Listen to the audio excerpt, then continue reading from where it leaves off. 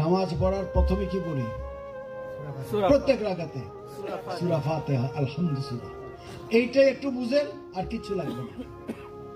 কারণ এই সূরা ফাতিহার নাম হলো উম্মুল কোরআন, কোরআনের মা। উম্মুল কোরআন, কোরআনের মা, অর্থাৎ পুরো কোরআন শরীফ রব্বুল আলামিন যা বলতে চেয়েছেন সূরা ফাতিহার মধ্যে সংক্ষেপে তা বলে দিয়েছেন। সুবহানাল্লাহ। আল্লাহ বলেন, বান্দা তোমরা আমার প্রশংসা শিখো। কে শিখাচ্ছেন? আল্লাহ স্বয়ং। আলহামদুলিল্লাহ রাব্বিল আলামিন। আল্লাহ ছাড়া কেউ আর প্রশংসার দাবিদার নয়, তিনি সমস্ত প্রশংসার মালিক। যত তারিফ, যত কিছু, সবকিছুর মালিক আমি আল্লাহ। তোমরা বলো আলহামদুলিল্লাহ রাব্বিল আলামিন। সমস্ত প্রশংসা আল্লাহ তোমার জন্য। সুবহানাল্লাহ। আর রহমানির রহিম, তিনি পরম দয়ালু, পরম করুণাময়। কত করুণাময় একবার চিন্তা করেন। একক তো নামাজ না বললে কি কঠিন শাস্তি, সবাই কম বেশি জানেন। তারপর আমরা নামাজ পড়ি না, আছে না? আল্লাহ কি উপবাস রাখছে? না।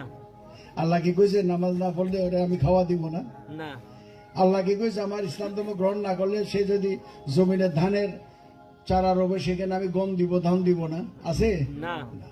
একটা রহমত আল্লাহ পাক তার বান্দাদের জন্য সমান রেখেছেন, আর মুমিন মুসলমানদের জন্য রেখেছেন আল্লাহর রহমত, নিয়ামত, বরকত এবং জান্নাত। সুবহানাল্লাহ। যেটা আর কাউকে দিবে না।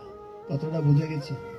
এই জন্য আল্লাহর একটা নাম হলো রাজ্জাক, রিজিক দাতা। তিনি আমভাবে সবাইকে খাওয়াচ্ছে। তার বান্দাদের লালন পালনের দায়িত্ব আল্লাহ। তিনি বলেছেন ফজরের নামাজের পরে তোমরা আমার জমিনে বের হয়ে যাও, অন্বেষণ করো, তোমাদের জন্য যে নিয়ামত আমি রেখেছি সেটা তুমি সংগ্রহ করে এনে উপভোগ করো, তোমার সংসারে দাও। সুবহানাল্লাহ।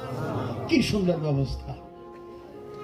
রাজ্জাক নাম ধারণ করেছেন, এই জন্য প্রত্যেককে তিনি খাওয়ান, যে যেভাবে খাইতে পারে। সুবহানাল্লাহ। আমভাবে একটা রহমত আল্লাহ সবাইকে দিয়ে যান, কিন্তু খাস রহমত গুলি, খাস মেহরবানি গুলি, খাস পুরস্কার গুলি মুমিন মুসলমানের জন্য। সুবহানাল্লাহ। আল্লাহর আশিকদের জন্য, আল্লাহর গোলামদের জন্য।